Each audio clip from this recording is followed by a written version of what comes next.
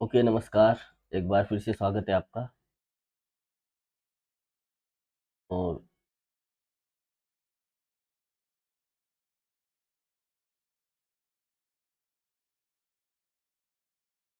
हाँ, ठीक है।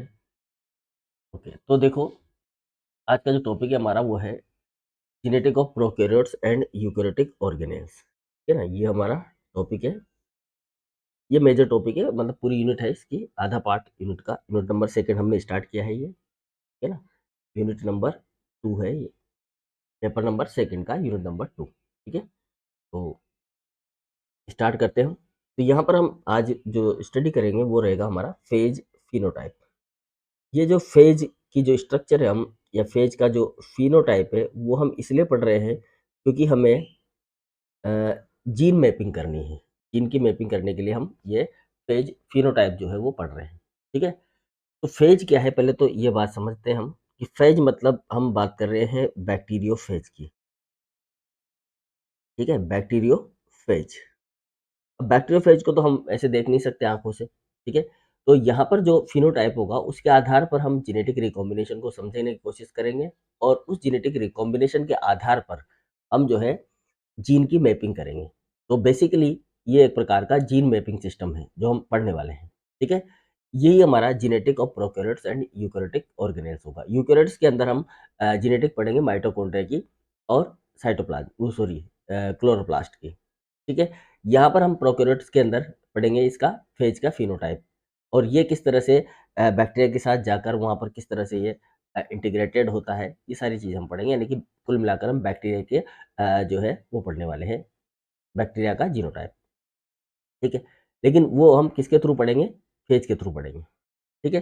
चलिए, तो यहाँ पर बैक्टीरियोफेज का मतलब क्या होता है? देखो, बैक्टीरिया का मतलब तो बैक्टीरिया हो ही गया, है ना? बैक्टीरियो का मतलब तो क्या हो गया? बैक्टीरिया हो गया।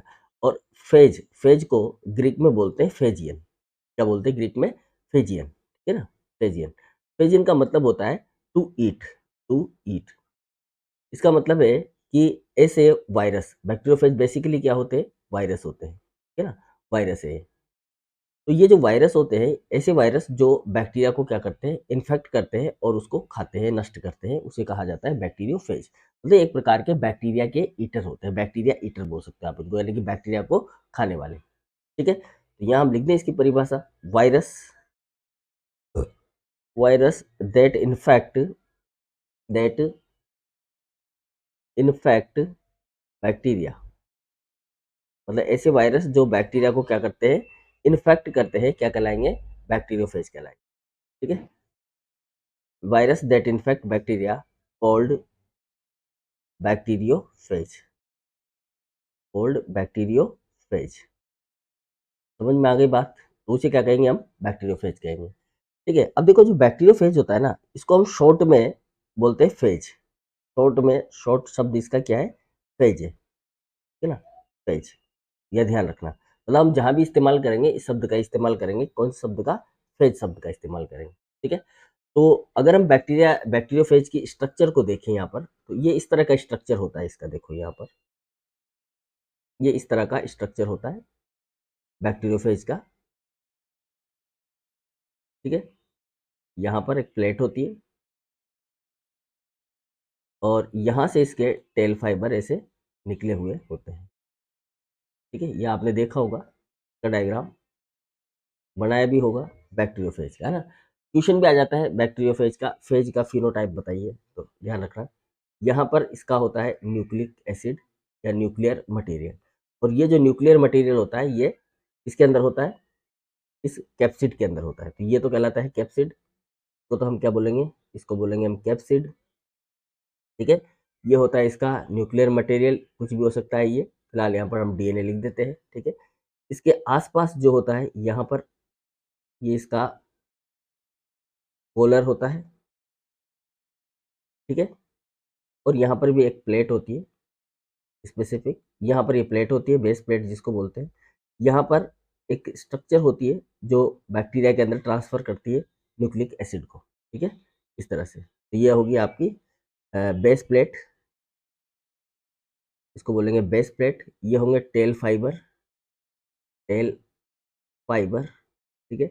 ये होती है इसकी नेक, इसको हम बोलते हैं गर्दन टाइप की स्ट्रक्चर, नेक, ठीक है। तो ये एक प्रकार से बैक्टीरियोफेज है। अब ये जो बैक्टीरियोफेज है इसके अंदर पाया जाता है डीएनए, आरएनए कुछ भी पाया जा सकता है, ठीक है। इसके वैसे देखा जाए आउटर स्ट्रक्चर को अगर हम देखें बैक्टीरियोफेज की तो वो इस तरह की दिखाई देती है हमें, ठीक है। ये बैक्टीरियोफेज है, इसके थ्रू हमें जो है जेनेटिक इंजीनियरिंग सॉरी जीन की मैपिंग करनी है। आगे बात समझ में?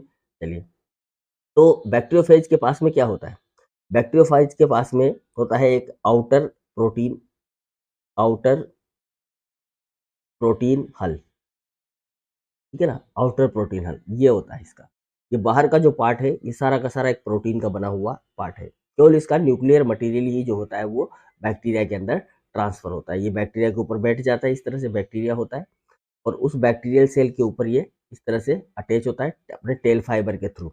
ये जो टेल फाइबर होते हैं इनके थ्रू ये यहाँ पर अटैच होता है, और यहाँ पर अटैच होकर इस प्लेट के द्वारा, इस बेस प्लेट के द्वारा इसके अंदर अपने न्यूक्लिक एसिड को क्या कर देता है, ये इंजेक्ट कर देता है। बात समझ में आए? बैक्टीरिया का न्यूक्लिक एसिड ये इस तरह का होता है, और ये अपने न्यूक्लिक एसिड को इसके अंदर ट्रांसफर कर देता है, ठीक है। तो देखा जाए तो जो आउटर प्रोटीन हल होता है इसका, मतलब ये जो शेल होता है, आउटर प्रोटीन पार्ट होता है, ठीक है, इसको हम यहाँ पर कैप्सिड भी बोलते हैं, ठीक है।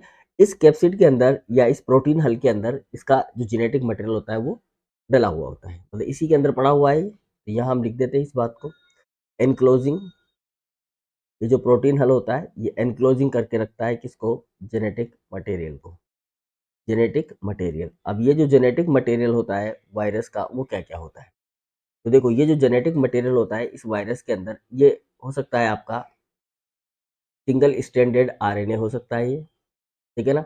ये डबल स्ट्रैंडेड आरएनए हो सकता है, या ये सिंगल स्ट्रैंडेड डीएनए भी हो सकता है, और ये डबल स्ट्रैंडेड डीएनए भी हो सकता है, ठीक है ना। इनमें से कुछ भी हो सकता है लेकिन एक रहेगा, सारे नहीं रहेंगे। केवल क्या रहेगा, एक पार्ट रहेगा, सारे पार्ट नहीं रहेंगे।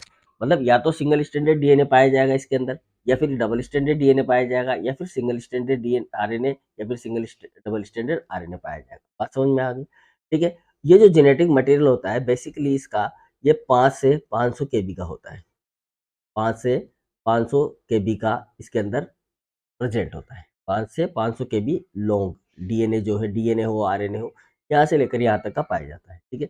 अब ये जो जेनेटिक मटेरियल होता है या तो ये सर्कुलर होता है, आइदर सर्कुलर, या तो ये क्या होता है, सर्कुलर होता है, या फिर ये कैसा होता है, लीनियर होता है। दोनों में से एक पाया जाएगा ना। या तो ये गोलाकार आकृति में पड़ा हुआ होगा कैप्सिड के अंदर, जैसे कैप्सिड है, इस कैप्सिड के अंदर ये या तो इस तरीके से होगा गोलाकार आकृति में, या फिर ये लीनियर फॉर्म में होगा। इस कैप्सिड के अंदर ये लीनियर फॉर्म में होगा, इस तरह से जैसा हमने बनाया भी है ना, लीनियर फॉर्म में या फिर सर्कुलर फॉर्म में, ठीक है। ये कुछ भी हो सकता है, सिंगल स्ट्रैंडेड आरएनए हो सकता है, डबल स्ट्रैंडेड आरएनए हो सकता है, सिंगल स्ट्रैंडेड डीएनए हो सकता है, डबल स्ट्रैंडेड डीएनए हो सकता है। दोनों में से, चारों में से कोई सा भी प्रकार का एक जेनेटिक एक ही पाया जाएगा, ठीक है।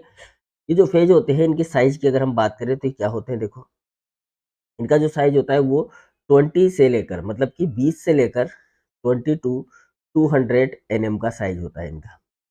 20 से लेकर 200 एनएम तक की साइज यहाँ पर पाई जाती है। ये बहुत ही छोटे होते हैं, ठीक है ना, बैक्टीरिया से, much smaller than bacteria, than bacteria. Bacteria से ये बहुत ही छोटे होते हैं, ठीक है ना। देखो जैसे कि बैक्टीरिया ये है, बैक्टीरिया इतना बड़ा है, तो इस बैक्टीरिया के ऊपर ये जो फेज होगा ना ये बहुत ही छोटा होगा। ये जिस बैक्टीरिया को इन्फेक्ट कर रहे हैं ना वहाँ पर ये इतना सा छोटा सा पार्ट होगा ताकि ये इसे अच्छे अच्छे से इन्फेक्ट कर सके, अच्छे से यहाँ पर बाइंड हो सके। ये तो हमने वैसे ही बना दिया था डायग्राम, कंफ्यूज नहीं होना इसमें, है ना। बड़ा सा बनाया था देखने के लिए, समझ सके हम कि हम क्या करने वाले हैं, ठीक है।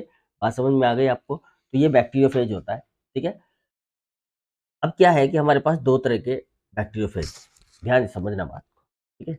हमारे पास में दो तरह के फेज है जिनके बारे में हम बात करेंगे, ठीक है। एक तो है अपने पास में टी टू बैक्टीरियोफेज है, ठीक है, और इसका एक क्लोज रिलेटिव है, एंड क्लोज रिलेटिव बिल्कुल इसके जैसा ही है, सेम तरह की फेज है ये T4। मतलब हमारे पास दो तरह के बैक्टीरियोफेज है, T2 एंड T4, ठीक है। ये दोनों क्या करते हैं, ई कोलाई को इन्फेक्ट करते हैं, इन्फेक्ट ई कोलाई बैक्टीरिया। ध्यान से समझते जाना बात सारी की सारी। ठीक है, ई कोलाई बैक्टीरिया को ये क्या करते हैं, इन्फेक्ट करते हैं।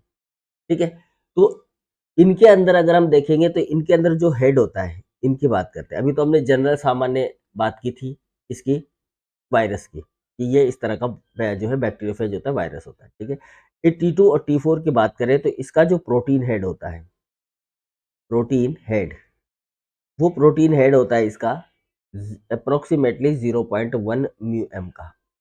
ठीक है, और इसके अंदर पाया जाता है circular circular double standard DNA, इसके अंदर T2 और T4 के अंदर। ठीक है, इनके पास में ये जो सर्कुलर डबल स्टैंडर्ड डीएनए होता है, इसके पास लगभग 16,600 बेस पेयर पाए जाते हैं, 16,600 बेस पेयर होते हैं। ठीक है, इसके अलावा इसके अंदर एक प्रोटीन की टेल होती है, प्रोटीन टेल, और साथ ही उसमें क्या होते हैं, प्रोटीन की टेल होती है, टेल, प्रोटीन टेल, और उसी के साथ उसमें क्या होते हैं, टेल फाइबर होते हैं, एंड टेल फाइबर, ये सारी चीज़ें पाई जाती हैं इसके अंदर T2 और T4 बैक्टीरियोफेज के अंदर। तो उसकी स्ट्रक्चर भी सेम इसी तरह की होती है, इस तरह की भी हमने यहाँ पर बनाई है। ठीक है, ये ध्यान रख लेना आप, ये लीजिए। अब इसके अंदर जो डीएनए वो कैसा है, सर्कुलर डीएनए है। ठीक है, इसका जो डीएनए है वो कैसा है, सर्कुलर डीएनए है, और कैसा है, डबल स्टैंडर्ड है। ये सर्कुलर डीएनए है और ये डबल स्टैंडर्ड डीएनए है। ठीक है, इन दोनों के अंदर तो इसके अंदर टोटल कितने, 16,600 बेस पेयर का ये सर्कुलर डीएनए यहाँ पर प्रेजेंट होता है। बात समझ में आ गई। और ये ई कोलाई बैक्टीरिया को क्या करता है, इन्फेक्ट करता है, मतलब ये ई कोलाई पर आक्रमण करता है और वहां पर ये अपना जीवन यापन करता है। ठीक है, अब हम इसका लाइफ साइकिल पढ़ने की कोशिश करते हैं, लाइफ साइकिल। ठीक है, अब ये कैसे आक्रमण करता है और क्या कंडीशन यहाँ पर जो है वो बनती है लाइफ साइकिल के। देखो, सबसे पहले क्या होगा, सबसे पहले यहाँ पर हम बढ़ाते जाते हैं, बैक्टीरिया होगा आपका, और इस बैक्टीरिया के ऊपर जो है वायरस वो आकर बैठ जाएगा। ठीक है, यहाँ पर आकर ये अटैच हो जाएगा वायरस, ये वायरस अटैच हो गया। ठीक है, तो सबसे पहली कंडीशन तो क्या हो गई, यहाँ पर वायरस क्या हो गया, अटैच हो गया, वायरस अटैच टू बैक्टीरिया। ठीक है, वायरस किस पे अटैच हुआ, बैक्टीरिया पर अटैच हो गया। ठीक है, अब ये क्या करता है, यहाँ पर ये अटैच तो हो गया, लेकिन ये जरूरी नहीं है कि ये इन्फेक्शन ही कर पाए, इसमें कोई जरूरी नहीं है कि ये इन्फेक्शन करे। ठीक है, इसके लिए जरूरी क्या होता है, जरूरी होता है कि ये जो बैक्टीरिया का सेल वॉल है, ये बैक्टीरिया का सेल वॉल, और ये जो फाइबर है, देखो यहाँ समझना है इसको, ये बैक्टीरिया का सेल वॉल है। ठीक है, और ये फेज का फाइबर है, इनके बीच में एक मोलिक्यूलर इंटरेक्शन होता है, तभी ये आपस में चिपक पाता है, अदरवाइज नहीं चिपक पाता। ठीक है ना, मतलब ये बैक्टीरिया का सेल वॉल है, ये मान लेते हैं अपन, ये सेल वॉल है और ये फाइबर यहाँ पर अटैच हो रहे हैं, तो ये तभी अटैच होते हैं जब ये दोनों आपस में इंटरेक्ट कर सकें, मतलब इनके बीच में एक मोलिकुलर इंटरेक्शन होना चाहिए। अगर ये नहीं होगा तो ये फेज क्या होगा, हट जाएगा, यहाँ पर इससे इसके साथ में अटैच नहीं हो पाएगा। जब तक ये यहाँ पर फाइबर अटैच नहीं होगा, टेल फाइबर, तब तक ये इस तरीके से अपने आप को नीचे की तरफ में नहीं कर पाएगा। और जैसे ये नीचे करेगा, इसके अंदर एक एंजाइम होता है, लाइसोजाइम एंजाइम, वो एंजाइम स्रावित होता है और न्यूक्लिक एसिड को ये इसके अंदर ट्रांसफर कर देता है। बात समझ में आ गई ना, तो ये इन दोनों के बीच में क्या होना चाहिए, मोलिकुलर इंटरेक्शन होना चाहिए। तो virus attach to bacteria require require precise precise molecular molecular interaction, molecular interaction. ठीक है ना, किस किस के बीच में, between fibre and cell wall, and cell wall of host, host की सेल वॉल और फाइबर के बीच में क्या चाहिए इसको, इंटरेक्शन चाहिए, मोलिकुलर इंटरेक्शन, ये ताकि दोनों आपस में अच्छे से बाइंड हो सके। ठीक है, अब मान लीजिए यहाँ पर मोलिकुलर इंटरेक्शन हो गया, सब कुछ रेडी है, केवल इसको इसके अंदर ट्रांसफर करना है। तो ये किस तरह से ट्रांसफर कर देगा, इसके अंदर ये ट्रांसफर हो जाएगा। ठीक है ना, ये वायरस अपने डीएनए को इसके अंदर क्या कर देगा, इंजेक्ट कर देगा। ठीक, तो ये इसके पास जो डीएनए था वो इसने क्या कर दिया, यहाँ पर इंजेक्ट कर दिया, ये समझ लीजिए, है ना। ये बैक्टीरिया का डीएनए है, ये बैक्टीरिया का डीएनए है। ठीक है, तो डीएनए यहाँ पर लिख देते हैं हम, इसके अंदर क्या हुआ, DNA injected, DNA injected into the injected into the cell, ठीक है। सेल के अंदर डीएनए जो है वो इंजेक्ट कर दिया गया है। अब नेक्स्ट में 1 मिनट बाद, ठीक है ना, with in 1 minute, with in 1 minute, 1 minute में क्या होगा, देखो 1 मिनट बाद क्या होने वाला है। ये बैक्टीरिया का सेल है और ये इसके ऊपर वायरस यहाँ पर बैठा हुआ है। अब हमें वायरस इसकी ज़रूरत नहीं है, अब तो अंदर की कहानी होगी, जो भी होगा अंदर होगा।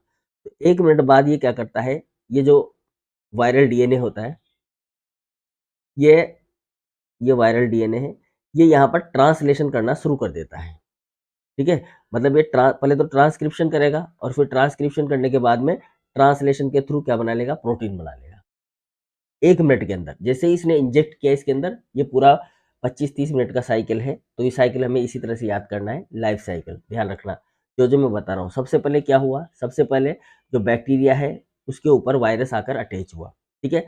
अब इसके अटैच के लिए एक मोलिकुलर इंटरेक्शन की रिक्वायरमेंट है, यानी कि मोलिकुलर इंटरेक्शन होना चाहिए इन दोनों के बीच में, ठीक है ना। किसके बीच में, फाइबर, जो वायरस के फाइबर है, बैक्टीरियोफेज के वायरस के जो बैक्टीरियोफेज है उसके टेल फाइबर है, और दूसरा सेल वाल, इन दोनों के बीच में क्या होना चाहिए, मोलिकुलर इंटरेक्शन होना चाहिए, क्लियर। फिर जब ये इसके अंदर ट्रांसफर कर देगा डीएनए इंजेक्ट इनटू सेल, एक बार डीएनए इसके अंदर चला गया वायरस का डीएनए जाने के बाद में 1 मिनट बाद में, 1 मिनट बाद ही ये क्या करता है, वायरल डीएनए को स्टार्ट कर देता है बनाना, ठीक है। वायरल डीएनए, वो सॉरी, प्रोटीन बनाना स्टार्ट कर देता है, वायरल प्रोटीन, ठीक है। तो क्या करेगा ये, विद इन 1 मिनट, 1 मिनट बाद में viral DNA begin to be transcribed, ठीक है ना, ट्रांसक्रिप्शन हो जाएगा एंड ट्रांसलेटेड, और दूसरा क्या करेगा, ट्रांसलेटेड, ट्रांसक्रिप्शन और ट्रांसलेशन करेगा, ठीक है, इनटू सम वायरल प्रोटीन, कुछ वायरल प्रोटीन अपने ये बनाएगा, ठीक है, ताकि ये अपने डीएनए को क्या करा सके, रेप्लिकेट करवा सके। इसके लिए यहाँ पर कुछ प्रोटीन जो है वो तैयार करेगा, ठीक है। अब इसके बाद में अभी कितना मिनट हुआ, 1 मिनट हुआ है इन्फेक्शन को। नेक्स्ट 5 मिनट, अगला 5 मिनट में, ठीक है ना, 5 मिनट के बाद में, मतलब नेक्स्ट 5 मिनट, या आप ये कर सकते हो 5 मिनट, 5 मिनट में क्या होगा, वायरस का डीएनए सिंथेसाइज करना शुरू कर देगा। अभी इसने क्या बना ली, कुछ प्रोटीन बना ली, पहले ट्रांसक्रिप्शन, ये जो डीएनए है, इस डीएनए ने ट्रांसक्रिप्शन करके एमआरएनए बनाया और एमआरएनए प्रोटीन बना दी। अब ये जो प्रोटीन है ये इसकी मदद करेगी 5 मिनट बाद, ताकि ये अपने डीएनए को क्या कर सके, रेप्लिकेट करवा सके। इसी समय पर ये जो बैक्टीरिया का डीएनए होगा ना, ये हेल्ट हो जाएगा, मतलब अब ये कोई काम नहीं करेगा, इसका सारा काम बंद कर देगा ये वायरस का डीएनए के अंदर, ताकि कोई दिक्कत ना हो। बात समझ में आ गई। तो क्या होगा यहाँ पर, नेक्स्ट 5 मिनट में क्या होने वाला है, ये देखो, और ये हमने यहाँ पर वायरस बना दिया है। वायरस अभी भी यहीं पर, वो तो जो खोल है वो बाहर ही रहेगा, है ना, ठीक है। और ये इसका जो डीएनए है, ये क्या करेगा, यहाँ पर वायरल डीएनए को सिंथेसाइज करेगा, ठीक है। तो यहाँ हम लिख देते हैं, इसके अंदर ये सिंथेसिस करना शुरू कर दिया, मतलब कि रेप्लिकेशन स्टार्ट हो गया, बहुत सारा वायरल डीएनए जो है यहाँ पर इसने बना दिया, ठीक है। तो यहाँ लिख देते हैं हम इसको, वायरल डीएनए सिंथेसाइज, सिंथेसिस, ठीक है। वायरल डीएनए का क्या हो जाएगा, सिंथेसिस होना शुरू हो जाएगा। अब नेक्स्ट आ जाओ, इसके बाद में 8 मिनट में, अभी कितने मिनट हो गए, 8 मिनट, 8 मिनट में क्या होगा, देखो 8 मिनट में ये क्या करेगा, विभिन्न प्रकार की प्रोटीन बनाएगा, जो ताकि ये क्या कर सके, अपने जो फाइबर है, तेल फाइबर है, इसका जो हेड है, उन सबको प्रिपेयर कर सके, ठीक है। तो ये सब काम कितने मिनट में करेगा, ये 8 मिनट में। 8 मिनट बाद, कितने मिनट बाद, 8वें मिनट बाद, ये साइकिल याद रखना है ना। पहले मिनट में तो क्या हुआ, देखो पहले मिनट में तो जो वायरल डीएनए उसने ट्रांसक्रिप्शन किया, ट्रांसक्रिप्शन और ट्रांसलेशन करके कुछ प्रोटीन बना ली, वो प्रोटीन किस में काम आएगी, उसके रेप्लिकेशन में काम आएगी, ठीक है। फिर अगले 5 मिनट में उसने वायरल डीएनए सिंथेसाइज कर लिया, बहुत सारा डीएनए बना लिया, ठीक है। वायरल डीएनए सिंथेसाइज कर लिया, मतलब वायरल डीएनए का रेप्लिकेशन कर लिया, ठीक है। वायरल डीएनए का क्या कर लिया, रेप्लिकेशन कर लिया, ठीक। अब अगले 8 मिनट में ये क्या करेगा, 40 प्रकार के डिफरेंट प्रोटीन जो है वो ये बनाएगा अपनी, ये वायरल डीएनए है, इसके अलावा ये प्रोटीन जो है, डिफरेंट टाइप की प्रोटीन जो है यहाँ पर बना लेगा और बहुत सारे वायरल डीएनए भी यहाँ पर बन जाएंगे। ठीक है ना, वायरल डीएनए है इसे, ये बहुत सारे वायरल डीएनए है और साथ ही साथ इसमें बहुत सारे वायरल डीएनए हो गए और बहुत सारी ये वायरल प्रोटीन हो गई। ठीक है, और ये बैक्टीरिया का डीएनए है जो बैठा हुआ है, अपने आप पड़ा हुआ है, कोई मतलब नहीं है उसका। ठीक है, तो यहाँ पर ये क्या कर लेता है, यहाँ लिख देते हैं अपन, 8 मिनट बाद ये 40 different 40 different structural structural protein for the viral head, इससे क्या बनेगा, हेड वगैरह बन जाएगा, हेड एंड टेल, जिससे उसका हेड और टेल बने। ऐसी 40 प्रकार की डिफरेंट टाइप की प्रोटीन जो है ये प्रिपेयर कर लेता है।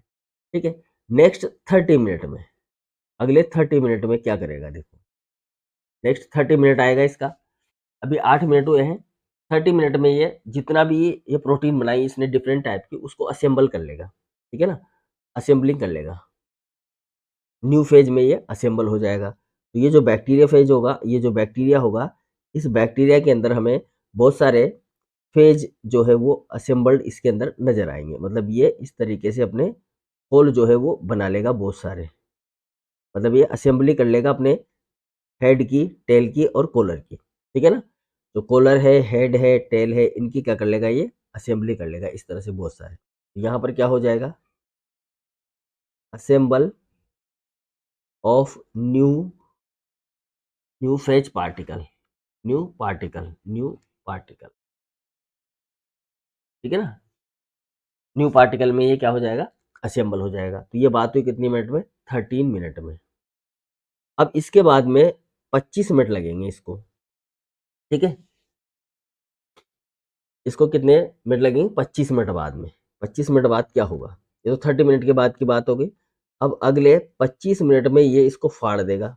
25वें मिनट में तो ये बैक्टीरियोफेज इस बैक्टीरिया को क्या करेगा, फाड़ेगा, और फाड़ कर ये जो बैक्टीरियोफेज है ये बाहर आ जाएंगे।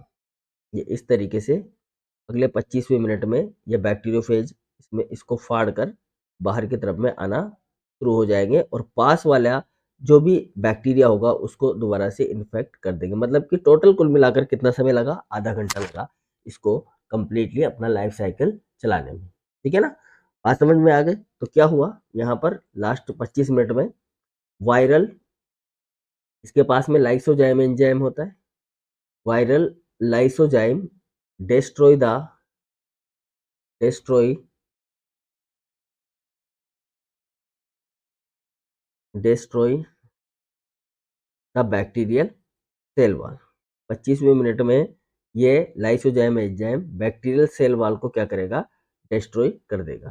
ठीक है, दिख नहीं रहा है, मैं ऊपर कर लेता हूँ, बैक्टीरिया की सेल वॉल को ये डिस्ट्रॉय कर देगा। ठीक है, बात समझ में आ गई। अब देखो यहाँ पर जो है ये जब ये इन्फेक्शन कर देता है और करने के बाद में जैसे ही ये यहाँ पर वायरल डीएनए का सिंथेसिस होता है, ये अपनी खुद की प्रोटीन बनाना शुरू करता है। ये वाला जो सेगमेंट होता है ना इसका इसका बैक्टीरिया का, ये सिंथेसिस कोई भी प्रकार की काम नहीं करेगा, ना कोई प्रोटीन बनाएगा ना कुछ करेगा। ठीक है, तो यह भी लिख देना चाहिए था मुझे, synthesis of host protein, host protein क्या हो जाएगी, स्टॉप हो जाएगी, याद रखना। ठीक है, क्लियर बात। ये हो गया हमारा लाइफ साइकिल। अब आगे चलते हैं अपन, देखो एक बार फिर से इसको रिपीट कर देता हूँ मैं लाइफ साइकिल को। सबसे पहले बैक्टीरिया जो होता है, वो बैक्टीरिया जो होता है उसके ऊपर वायरस आकर बैठता है यहाँ पर। ठीक है, वायरस बैक्टीरिया पर अटैच होता है और यह मोलिकुलर इंटरेक्शन इनके बीच में होता है, टेल फाइबर और बैक्टीरिया की सेल वॉल के बीच। ठीक है, जब ये फिक्स हो जाता है कि हाँ यही वायरस है और यही बैक्टीरिया इसको इन्फेक्ट करेगा, तो ये जो डीएनए है इसके अंदर इंजेक्ट कर दिया जाता है। ठीक है ना, 1 मिनट के अंदर क्या होगा, अगले मिनट में जैसे इंजेक्ट होता है उसके 1 मिनट बाद में ये वायरल डीएनए अपनी प्रोटीन बनाना शुरू कर देता है। लेकिन जो होस्ट की प्रोटीन है वो सिंथेसिस होना स्टॉप हो जाती है, वो रुक जाती है। केवल वायरल डीएनए ही अपना ट्रांसक्रिप्शन और ट्रांसलेशन करना शुरू कर देता है प्रोटीन बनाना। अगले 5 मिनट बाद में ये वायरल डीएनए अपने डीएनए को, सॉरी जो डीएनए है या आरएनए है, जो भी इसका न्यूक्लियर मटेरियल है, डीएनए होगा तो डीएनए, वैसे यहाँ पर डीएनए है तो डीएनए का सिंथेसिस करना शुरू कर देता है। ठीक है, अगर आरएनए होगा तो आरएनए का सिंथेसिस करेगा। ठीक है, अगले 8 मिनट बाद में ये क्या करेगा, विभिन्न प्रकार की प्रोटीन बनाएगा, जो इसकी स्ट्रक्चरल प्रोटीन होगी, और ये इससे क्या बनाएगा, हेड और टेल का अपना फॉर्मेशन करेगा। ठीक है। अगले 13 मिनट बाद में ये नए फेज पार्टिकल में असेंबल हो जाएगा, और जो डीएनए इसने बनाए थे उनको सबको इसके अंदर इंजेक्ट कर देगा। ठीक है ना, इन सब कैप्सिड के अंदर उसको भर लेगा डीएनए। फिर 25 मिनट बाद में ये लाइसोजाइम एंजाइम का इस्तेमाल करेगा, और इस बैक्टीरिया सेल वाल को फाड़ कर बाहर आ जाएगा, और बैक्टीरिया डिस्ट्रॉय हो जाएगा। ठीक है। अब ये जो बैक्टीरिया डिस्ट्रॉय हो जाता है, इसी का ही हमें क्या करना है, इस्तेमाल करना है फेज के फिनोटाइप में। ठीक है। अगर देखो हम क्या करें कि जो बैक्टीरिया है, ठीक है ना, बैक्टीरिया की सेल को अगर हम लिक्विड कल्चर में ग्रो करते हैं, देखो ये अभी समझ में आएगी आपको कि बैक्टीरिया की सेल को ये फाड़ देगा, बैक्टीरिया की सेल को फाड़ देगा तो वहां पर कुछ भी नहीं बचेगा, एक लिक्विड बचेगा जो कि ट्रांसपेरेंट होगा। ठीक है ना। अब देखो अगर हम इसको कल्चर मीडिया के अंदर, देखो यहाँ पर क्योंकि हमें इसी फिनोटाइप का इस्तेमाल करना है, ये जो बैक्टीरिया को फाड़ कर बाहर आता है ना, तो क्या होता है, इसको हमें एनालाइज करना है इसके अंदर। इसी से हम पता लगाएंगे कि इसकी फ्रिक्वेंसी क्या है, और इसके अंदर जो डीएनए की जो डीएनए का लेंथ है वो क्या है। ठीक है, समझ रहे हैं आप बात को। अगर मान लीजिए हम जो बैक्टीरिया सेल है, ये देखो यहाँ पर बैक्टीरिया की सेल है, ये इसको में से समझते हैं, 2 टेस्ट ट्यूब हम लेते हैं। ठीक है, 2 टेस्ट ट्यूब हम लेते हैं।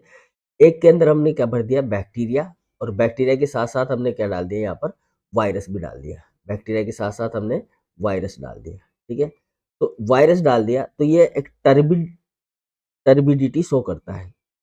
टर्बिडिटी का मतलब होता है धूसरता, या थोड़ा सा डार्क डार्क सा ये पार्ट जो है शो करता है। ठीक है, कुछ समय के बाद, कुछ समय मतलब 25 मिनट, जैसा कि अभी हमने कहा 25 मिनट के बाद में ये जो है हमें ऐसे ट्रांसपेरेंट दिखाई देगा। कैसा दिखाई देगा, टर्बिड की जगह ट्रांसपेरेंट दिखाई देगा। टर्बिड की जगह कैसा दिखाई देगा, ये टेस्ट ट्यूब के अंदर ट्रांसपेरेंट, क्योंकि इसके अंदर हमने क्या डाला है, एक तो इसके अंदर हमने बैक्टीरिया डाला है, बैक्टीरिया प्लस फेज दोनों को डाल दिया। अब फेज ने क्या किया, फेज ने इस बैक्टीरियल सेल को डैमेज कर दिया, फाड़ दिया तो कुछ बचा नहीं, लसलसा सा पदार्थ बचा। तो ये जो टेस्ट ट्यूब होती है ना, इस टेस्ट ट्यूब में हमें ये ट्रांसपेरेंट दिखाई देती है, मतलब टर्बिडिटी नहीं दिखाई देती। तो बात समझ में आ गई आपको। तो हम ये कह सकते हैं यहाँ पर एट द, या इन द कर दो, या if the if the bacteria या bacterial cell are growing in liquid, अगर हम बैक्टीरिया के सेल को किस में ग्रो करें, लिक्विड में ग्रो करें, ठीक है ना, लिक्विड कल्चर,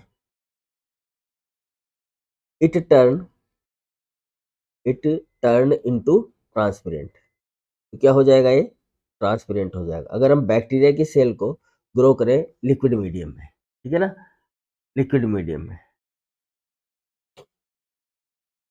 तो बैक्टीरियोफेज क्या करेगा, देखो if the bacterial cell are growing in with liquid culture with bacteriophage, then it turn it it turn into transparent,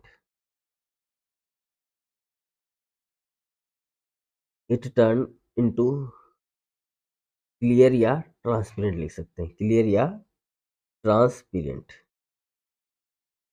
ठीक है ना, ट्रांसपेरेंट ये इसको कर देगा, मतलब बिल्कुल एकदम खाली खाली सा हमें नजर आएगा कि इसमें कुछ भी नहीं है। ठीक है, अब अगर यही कंडीशन हम किसी के अंदर ग्रो करें, पेट्री प्लेट के अंदर, ठीक है ना, यही चीज हम किस में ग्रो करें, पेट्री प्लेट के अंदर, जैसे कि फॉर एग्जांपल अपने पास में ये पेट्री प्लेट है। नंबर दूसरी कंडीशन देखिए। ठीक है, इसमें क्या किया हमने, एक बैक्टीरिया का ले लिया, बैक्टीरिया को और उसको दोनों को मिक्स कर लिया। देखो एक टेस्ट ट्यूब लिया हमने, और इस टेस्ट ट्यूब के अंदर हमने क्या किया, बैक्टीरिया भी ले लिया, ये बैक्टीरिया ले लिया हमने, और बैक्टीरिया के साथ साथ हमने क्या ले लिया, वायरस भी ले लिया। दोनों को मिक्स करके हमने यहाँ पर इसमें एक लोन बना दिया। ठीक है ना, क्या बना दिया, एक लोन बना दिया इस तरह से, बैक्टीरिया और वायरस दोनों को मिक्स कर दिया, और इनका क्या बना दिया, एक लोन बना दिया। ठीक है ना, इसको बोलेंगे हम लोन। ठीक है, इसको क्या बोलेंगे, लोन बोलेंगे। तो हमने ये इस तरह से बहुत ही थिक जो होता है इसमें स्ट्रक्चर हम लेते हैं। ठीक है, न्यूट्रिएंट आकार पर पेट्री प्लेट में इस तरह से हमने यहाँ पर क्या कर दिया, लोन बना दिया, किसका, बैक्टीरिया का और वायरस का दोनों का, ठीक है, बैक्टीरिया और वायरस दोनों का लोन बना दिया। तो ये वायरस यहाँ पर है इस तरह से, ये वायरस जहाँ जहाँ पर है वायरस वो जगह होगा इसमें, ठीक है ना, वायरस इसमें मिक्स हो रखा है।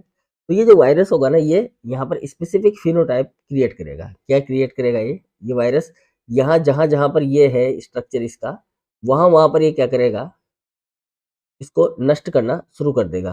तो जब ये नष्ट करना शुरू करेगा ना, तो इस तरह की स्ट्रक्चर यहाँ पर बनेगी, ठीक है ना, इस तरह की स्ट्रक्चर ये बन जाएगी, यहाँ पर ये खाली खाली सा हो जाएगा और ये ट्रांसपेरेंट पार्ट जो है इसका बच जाएगा इस तरह से। समझ रहे हैं आप, ये इस तरह से भी हो सकता है ना, ये यहाँ पर देखो, ये इस तरह की कंडीशन भी हो सकती है, इस तरह की भी हो सकती है, अलग अलग तरह की कंडीशन जो है यहाँ पर बन जाएगी इस तरह से। समझ में आएगी बात आपको, ठीक है। तो ये कहलाएंगे प्लाक, इनको हम क्या बोलेंगे, प्लाक, इनको क्या बोलेंगे, प्लाक बोलेंगे, ठीक है। ये किसकी वजह से हुआ है यहाँ पर हुआ है ये बैक्टीरिया की, इस वायरस की वजह से। वायरस ने क्या कर दिया इसमें, जो और मैंने वायरस डालता उस वायरस ने यहाँ पर बैक्टीरिया को लाइज कर दिया, और लाइज करके यहाँ पर खाली हिस्सा बना दिया। तो ये जो स्ट्रक्चर होगी ना, ये कहलाएगी आपकी क्या, प्लाक, इसको क्या बोलेंगे, प्लाक।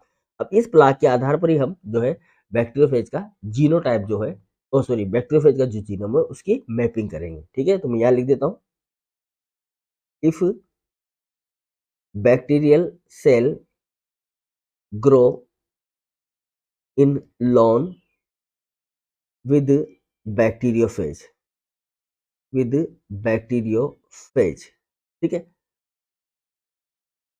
अगर हम इसको बैक्टीरियोफेज के साथ ग्रो करते हैं तो होल या plaque appear in the loan, appear in the loan,